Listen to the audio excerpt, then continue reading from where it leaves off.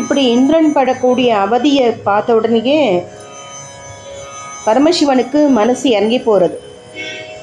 உடனே அந்த குலத்தில் பொன்னிறமான தாமரை பூக்கள் எல்லாம் ஏற்படுத்துகிறார். அதுதான் பொற்றாமரை குலம். திடீர்னு அங்கே பூக்கள் எல்லாம் பார்த்த உடனே இந்திரன் ஆச்சரியப்படுறான். பகவானுடைய கருணையை நினச்சி சந்தோஷப்படுறான். அதனால தான் அந்த குளத்துக்கு பொற்றாமரை குலம் அப்படின்னு பெயர். அந்த பெயரை சூட்டுறான்.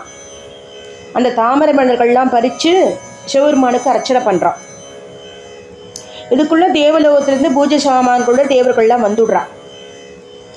ஆடல் பாடல் மந்திரங்களோட கும்பாபிஷேகம் பண்ணி பெரிய ஹோமங்கள்லாம் நடத்தி வாத்தியங்கள்லாம் முழங்க பெரிய பெரிய அண்டாக்களில் நெய் ஒழுகக்கூடிய சக்கரை பொங்கல், வெண்பொங்கல், படை அப்படின்னு நைவேத்தியங்கள்லாம் செஞ்சு திருப்பி திருப்பி பலமுறை நமஸ்காரம் பண்ணி இந்திரன் செஞ்ச பூஜை அப்படிங்கிறத பார்த்துட்டு பரமசிவர் ரொம்ப சந்தோஷப்படுறார்.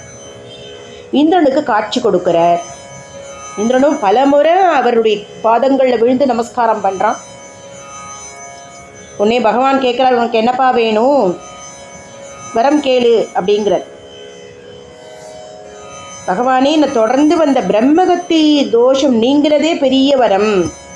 உங்களை எப்போவுமே மறவாறு இருக்க மாதிரி உங்களுக்கு எப்போவுமே பணிவிட செய்யணும், பிறவா வரம் தாரும்னு கேட்குற மாதிரி அவன் கேட்குறான்.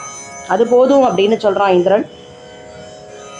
ஆனாலும் சிவபெருமான், நீ கட்டின கோயில் என்றைக்குமே அழியாது. அதோடு நீ என்னுடைய கோயிலுக்கு நீ வேஞ்ச விமானம் இனி இது இந்திர விமானம் அப்படிங்கிற பெயராலேயே அழைக்கப்படும் அப்படிங்கிற. இன்னைக்கு கூட அதுக்கு பேர் இந்திர விமானம் தான். மதுரைக்கு போனேன் அப்படின்னா இந்த மீனாட்சி அம்மனுடைய சந்நிதி அந்த கோவிலில் இதை பார்க்கலாம் நீங்கள்லாம். அவன் பூஜித்த நாளான சித்ரா பௌர்ணமி அன்னைக்கு இன்றைக்குமே இந்திரன் பூஜிக்கு பிறதான் அந்த ஆகம படி அந்த விழாலாம் நடத்துகிறான். அதுக்கப்புறம் இந்திரன் அந்த பிசாசுக்கள்லாம் இருந்தது இல்லையா, பிரம்மராட்சசு, அதெல்லாம் துரத்தலை. நிம்மதியாக தேவலோகத்தில் போய் சுகபோகங்களோட அரசாட்சி பண்ணான். ஆனால் மறக்காமல் வருஷந்தோறும் தேவர்களோட வந்து சித்ரா பௌர்ணமி அன்னைக்கு சுந்தரலிங்கத்தை பூஜை செஞ்சு நமஸ்காரம் பண்ணுவான். இந்திரனுடைய பழி தீர்ந்தது. அவனை துரத்திட்டு வந்த பிசாசை விரட்டி அவனுக்கு காட்சி கொடுத்தது சிவபெருமானுடைய முதல் திருவிளையாடல் அப்படின்னு. யார் ஒருத்தர் இந்த முதலாம் திருவிளையாடலை படிக்கிறாளோ, கேட்கிறாளோ, படிக்க சொல்லி தூண்டுறாளோ அவளுக்கு இல்லாமல் எதிரிகளை ஜெயிக்கக்கூடிய ஒரு ஆற்றல் கிடைக்கும், ரொம்ப புண்ணியத்தை கொடுக்கும் இந்த கதையை அப்படிங்கிறது. நல்ல சகலவிதமான ஐஸ்வர்யங்களை கொடுக்கும், பழி பிணியெல்லாம் போக்கும் அப்படின்னு சொல்லி இந்திரனுடைய பழி தீர்த்த படலம் அப்படின்னு இந்த முதல் திருவிளையாடல் இதோட முடியறது. இந்த ஹாலாஷ்ய மகாத்மியத்தில் ஒவ்வொரு அத்தியாயத்திலையும் ஒரு ஒரு ஸ்துதிகள் கொடுத்துருக்கார். இதில் சோமசுந்தர ஸ்துதி அப்படின்னு இருக்கு, அதையும் கேளுங்கோ.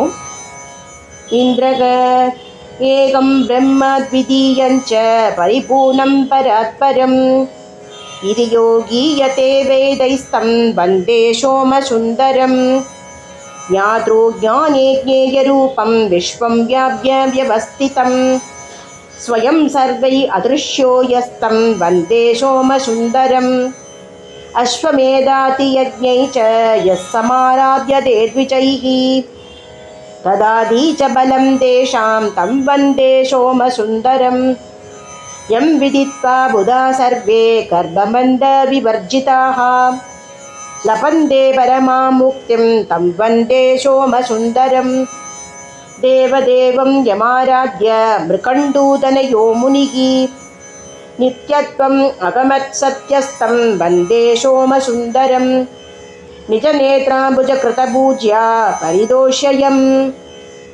ஸ்ரீபதே லபதே சக்ரம் தம் வந்தே சோமசுந்தரம் ஏன சிருஷ்டம் ஜகத் சர்வம் ரக்ஷிதம் சம்கிருதம் கிரமாத் சத்யம் விஜ்ஞானம் ஆனந்தம் தம் வந்தே சோமசுந்தரம் ஏன சிருஷ்டம் ஜகத் சர்வம் ரக்ஷிதம் சம்கிருதம் கிரமாத் சத்யம் விஜ்ஞானமானந்தம் தம் வந்தே சோமசுந்தரம் யஸ்மை வேதாச்ச சத்வாரோ நமஸ்யந்தி பபுர்தராக ஈசானாம் சர்வவித்யானாம் தம் வந்தே சோமசுந்தரம் யஸ்மாத் பரஞ்சா பரஞ்ச கிஞ்சித் வஸ்து ந வித்யதே ஈஸ்வரம் சர்வபூதானாம் தம் வந்தே சோமசுந்தரம் யஸ்ய பிரணாமாத்ரேண சந்தி சர்வாச்ச சம்பதக சர்வசித்தி பிரதம் சம்பும் தம் வந்தே சோமசுந்தரம் யஸ்ய தர்ஷனமாத்ரேண பிரம்ம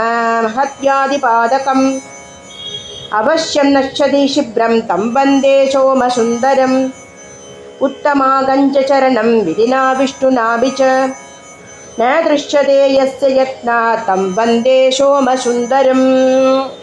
அப்படிங்கிறது மாதிரி இந்த சோமசுந்தர ஸ்துதி ரொம்ப அழகான ஸ்துதி. என்னாருடைய சிவனே போற்றி, எந்நாட்டவர்க்கம் இறைவா போற்றி, ஏகம்பத்துரேகம் போற்றி, பாகமணி புரையானாய் போற்றி, கைலை மடநாதனே போற்றி போற்றி, திருச்சிற்றம்பலம் தில்லையம்பலம்.